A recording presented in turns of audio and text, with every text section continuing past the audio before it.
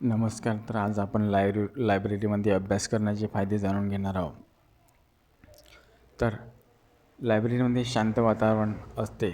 घरामध्ये T V किंवा इतर पाहुणे मंडळी इतर लोक ये जा करत असते, त्यामुळे लक्ष विचलित होत असते आणि आपल्याला इतर मुले जेव्हा अभ्यास करतात तेव्हा त्याच्यापासून प्रेरणा भेटत असते अभ्यास करायची. आणि लायब्ररीमध्ये जाताना एक पाणी बॉटल, एक बॅग, पुस्तके, बुक घेऊन जावे.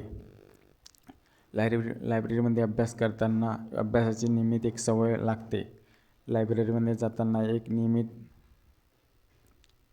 वेळ ठरवावा, त्याच टायमात लायब्ररीमध्ये जावे आणि अभ्यास करताना रोज विषयाचा एक विषय जी के, मॅथ्स, रिजनिंग असा टाईम ठरवावा, त्याच वेळेत तो अभ्यास करावा.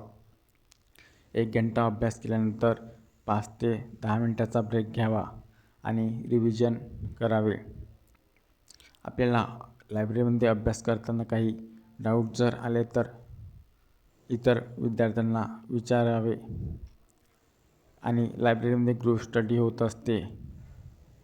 मॅथ्स, जी के रोज लायब्ररी ही आपल्या घरापासून जास्त दूर असता कामा नये, कारण जाण्या येण्यामुळे आपण थकू शकतो. लायब्ररी ही कॉम्पिटेटिव्ह एक्झामसाठी उपयुक्त असते, कारण लायब्ररीमध्ये जास्तीत जास्त मुलं हे कॉम्पिटेटिव्ह एक्झामची तयारी करायला येत असते. तर लायब्ररी कोणाला उपयुक्त असते? जे पोलीस भरती, MPSC, UPSC, SSC, पोलीस भरती ही जी तयारी करत असते त्यांना लायब्ररी ही उपयुक्त असते.